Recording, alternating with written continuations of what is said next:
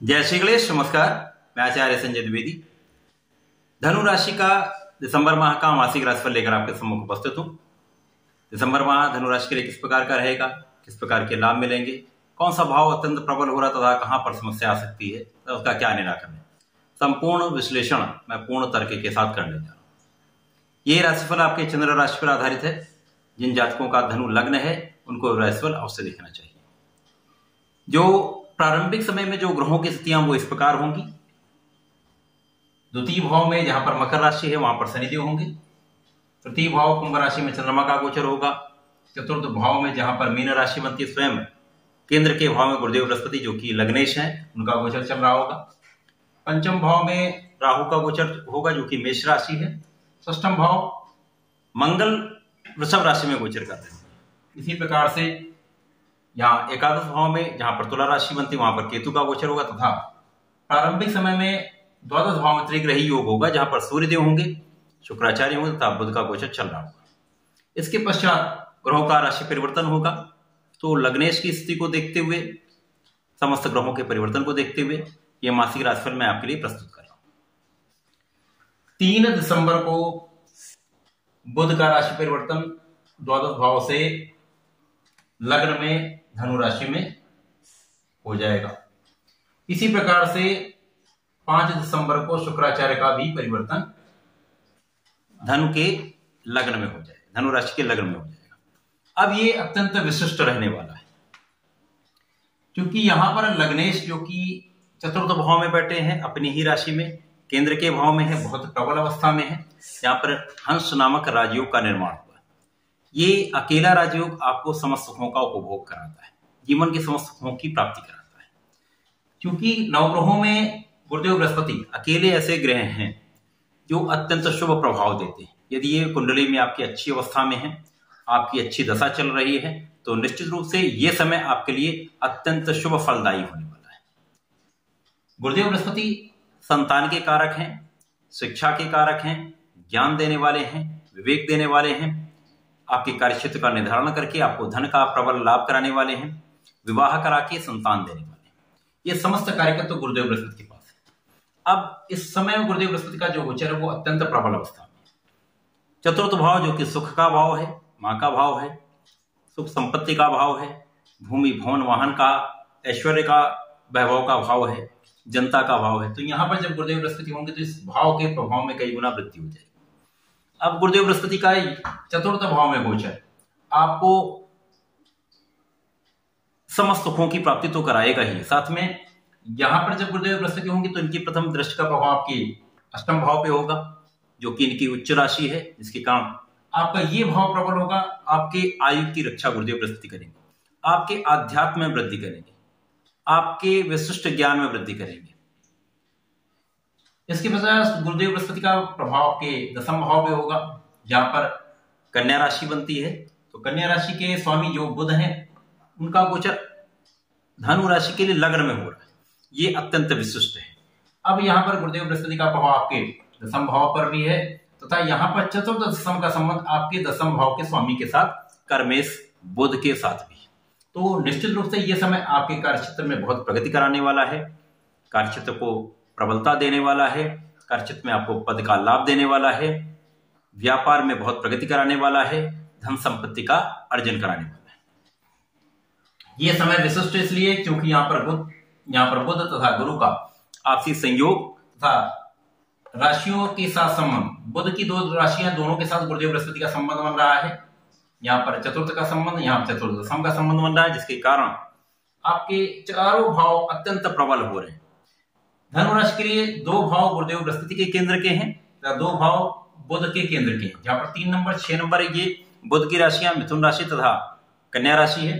गुरुदेव बृहस्पति की राशियां धनु तथा मीन राशि है। तो चारों भावों की प्रबलता आपको प्राप्त होगी, जिसके कारण आपकी बुद्धि का भाव अत्यंत प्रबल होगा। बहुत ज्ञानवान भी होंगे, विवेकशील भी होंगे, अत्यंत बुद्धिमान भी होने वाले।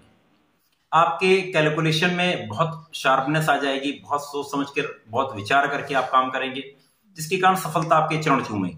निश्चित रूप से यह समय आपके लिए सफलता प्राप्त करने का है।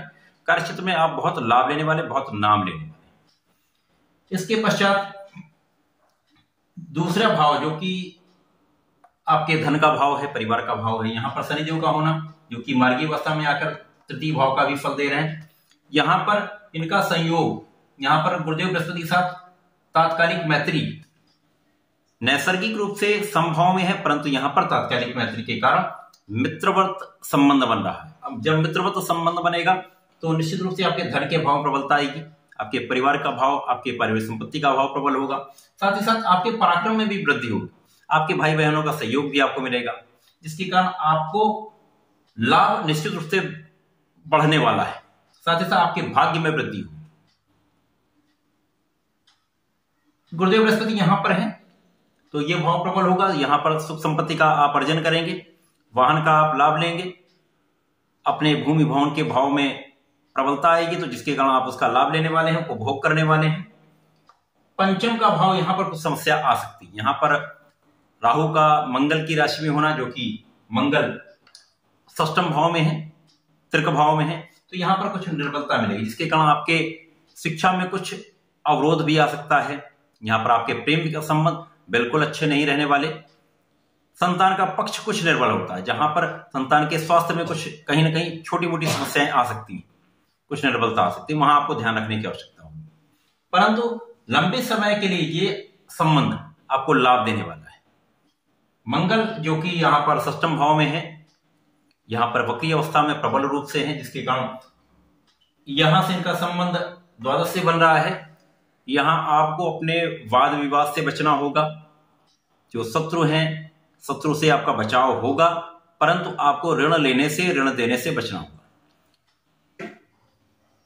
वाद विवाद में आपको नहीं पड़ना है। वाद विवाद में नहीं पड़ेंगे, सोच समझकर विचार करके कार्य करेंगे तो निश्चित रूप से आप बहुत सफलता लेने वाले।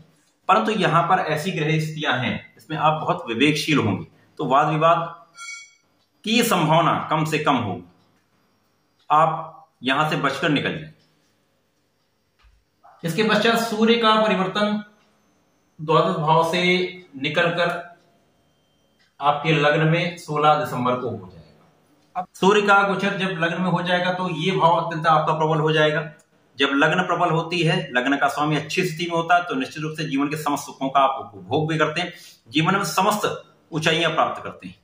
अब यहां पर सूर्य जब पहुंचे, जो कि शासन प्रशासन, शासन सत्ता, उच्चाधिकारी, पिता तथा यहां पर शक्ति का प्रतीक है, प्रभाव का प्रतीक है, वैभव का प्रतीक है, आपके आत्मविश्वास का प्रतीक है, आत्मबल का प्रतीक है। जब यहां पर ये आ जाएंगे, साथ में बुध आ जाएंगे जो 2 केंद्र के स्वामी है, साथ ही साथ शुक्र जो आपके लाभ के स्वामी, तो त्रिग्रही योग आपके लग्न में बनना आपको बहुत धन का लाभ कराने वाला है। अब यहां पर आपको शिक्षा में भी सफलता मिलेगी, संतान से भी सुख मिलेगा, संतान का पूर्ण सहयोग आपके साथ रहने वाला है। साथ ही साथ यहां पर आपके लाभ की मात्रा कई गुना बढ़ने वाली है।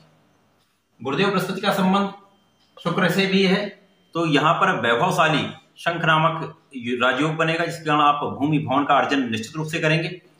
बुध के साथ संयोग आपको अति बुद्धिमान के साथ साथ बहुत कैलकुलेटिव बनाता है, बहुत सोच समझकर कार्य करने वाला बनाता है। साथ ही साथ गुरु तथा सूर्य का संबंध आपको शासन सत्ता देता है, आपको प्रभाव देता है, आपके प्रभुत्व में वृद्धि करता है, आपका प्रभाव चहुओर बढ़ता है, साथ ही साथ आपका मान सम्मान बढ़ता है, आपको सरकार द्वारा शासन प्रशासन से सम्मान मिलता है। ऐसा संबंध जो जीवन के समस्त ऊंचाइयों को प्राप्त कराता है। तो ये माह दिसंबर का जो आपके लिए है अत्यंत शुभ है। धन का प्रबल लाभ देगा, कार्यक्षेत्र में उन्नति कराएगा, संतान से भी सुख देगा। साथ ही साथ यहां पर आपके सप्तम के स्वामी जो कि बुध हैं वो लग्न में होंगे, लग्नेश के साथ उनका संबंध बनेगा, तो इस समय में आपके विवाह का पूर्ण योग बनता है, विवाह होगा भी, तो ये 100% होने वाला है। इस समय का आपको लाभ लेना चाहिए। धनु राशि के जातकों को नियमित रूप से श्री हरि की शरण में रहकर उनके मंत्र का जाप करना चाहिए। इस समय में यदि संकर मोचन की शरण में रहकर हनुमान चालीसा का नित्य पाठ करते हैं तो निश्चित रूप से आपके प्रभाव में बहुत वृद्धि होगी, समस्त संकटों से आप निकल जाएंगे, बहुत प्रबल लाभ लेंगे। तो ऐसा करें, इसका लाभ लें। धन्यवाद, नमस्कार।